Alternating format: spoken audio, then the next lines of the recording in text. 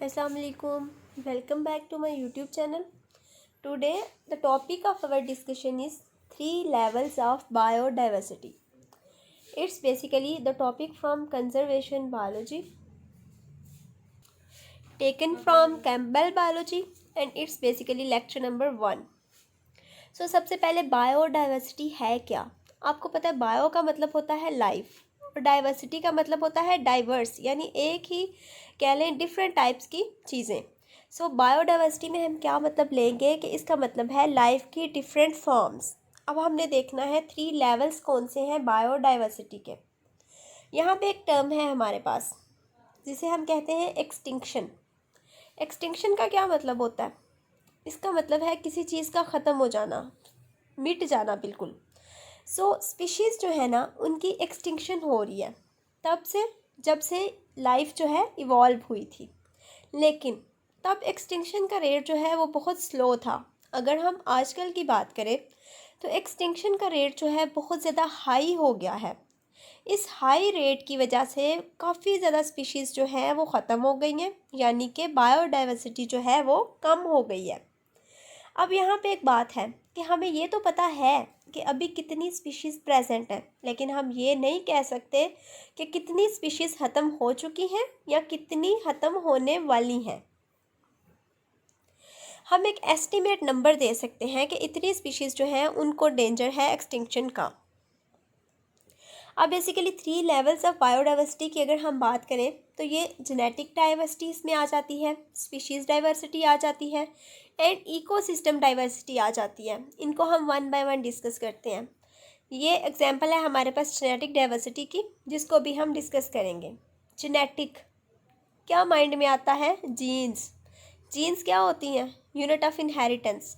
यानी ये genetic diversity जो है ये जीन्स के लेवल पे कह लें कि हम डाइवर्सिटी को स्टडी कर रहे हैं।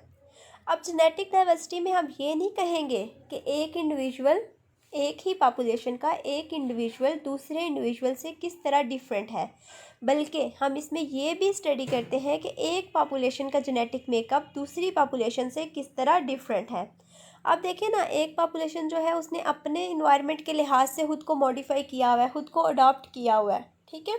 और अगर वो ख़त्म हो जाती है तो एक तो उसके मेंबर्स भी ख़त्म होंगे और साथ साथ जो अडॉप्टेशंस होंगी उस स्पीशीज़ के लिहाज से वो भी ख़त्म हो जाएंगी, ठीक है।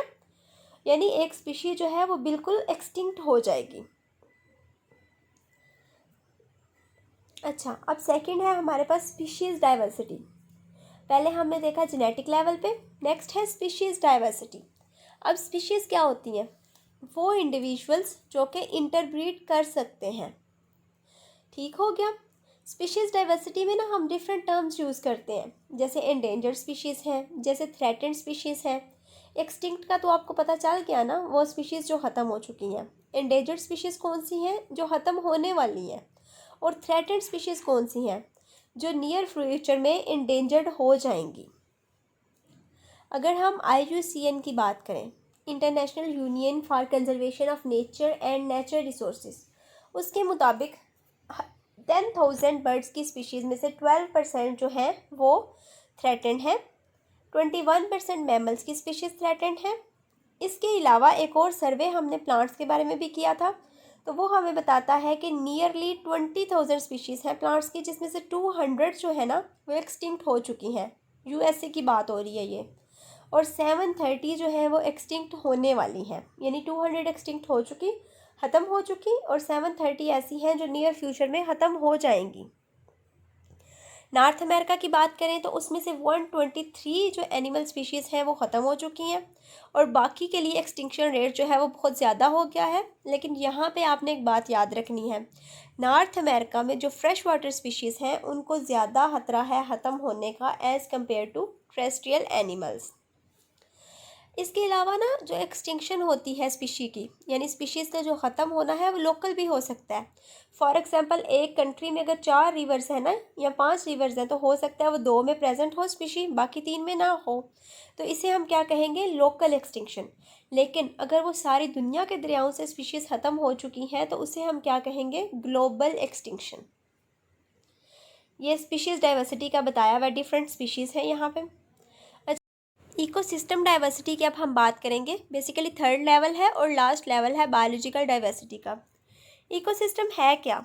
जब हम लिविंग और नॉन लिविंग कंपोनेंट्स को एक साथ स्टडी करते हैं तो इसे हम कहते हैं ये इकोसिस्टम है। इसमें डिफरेंट पॉपुलेशंस आ जाएंगी, ठीक है। अब एक पॉपुलेशन अगर एक्सटिंक्ट होती है तो इसका इन दोनों पे क्या फ़र्क होगा, ये हम स्टडी करेंगे इकोसिस्टम बायोडाइवर्सिटी में। एग्जाम्पल है हमारे पास बैट्स की, जिन्हें हम कहते हैं फ्लाइंग फॉक्सेस। ये जो फ्लाइंग फॉक्सेस है ना, ये एक्सीलेंट पोलिनेटर्स हैं, ठीक हो गया। अब अगर ये ख़त्म हो जाएंगे तो जिस प्लांट की ये पोलिनेशन में इन्वॉल्व होती हैं तो वो प्लांट के ख़त्म होने का खदशा भी है, यानी एक स्पीशीज़ की एक्सटिंक्शन दूसरी स्पीशीज़ को भी इफ़ेक्ट कर रही है। इसके अलावा इकोसिस्टम डाइवर्सिटी ये ह्यूमन पे भी इफ़ेक्ट करेगी, ठीक है। जैसे हम यहाँ पे बात करते हैं कि यूरोपियन कंट्रीज़ में क्या हुआ कि वेटलैंड्स थे। वेटलैंड कौन सा एरिया होता है? ऐसी ज़मीन जिसमें पानी हो, ठीक है, जिसमें सैचुरेशन हो वाटर की। तो यूएसए में ना वाटर वेटलैंड्स प्रेजेंट थे। उन वेटलैंड्स को उन्होंने क्या किया कि पानी साफ़ कर दिया, उनको एक एग्रीकल्चर लैंड बना दिया, यानी एक इकोसिस्टम को दूसरे इकोसिस्टम में क्या ले कन्वर्ट कर दिया। सो बेसिकली इकोसिस्टम कैसे इफ़ेक्ट होते हैं? ह्यूमन एक्टिविटीज़ से, या फिर एक इकोसिस्टम को दूसरे में चेंज कर दिया जाता है। जैसे कैलिफोर्निया वगैरह की बात करें तो वहाँ पे जो 90% रिवर साइड थी ना, उसको चेंज कर दिया गया एक और कह लें कि डिफरेंट कम्युनिटी में। कैसे? क्योंकि वहाँ पे ओवर ग्रेजिंग हुई, फ्लड वगैरह आते रहे, ठीक है, वाटर डाइवर्जन्स हुई, जिसने उसको बहुत ज़्यादा इफ़ेक्ट किया। सो ये हमारे पास देखें डिफरेंट जो कह लें कम्युनिटी की इंट्रैक्शंस है ना इकोसिस्टम में, वो शो की गई हैं। सो बेसिकली हमारे पास कितने लेवल है? 3 लेवल है। जेनेटिक डाइवर्सिटी, जीन के लेवल पे हम स्टडी करते हैं। स्पीशीज़ डाइवर्सिटी, जिसमें सिर्फ हम स्पीशीज़ का देखते हैं, ठीक है। और इकोसिस्टम डाइवर्सिटी, जिसमें एक पॉपुलेशन की एक्सटिंक्शन दूसरी पॉपुलेशन को किस तरह इफ़ेक्ट करती है, हम ये स्टडी करेंगे।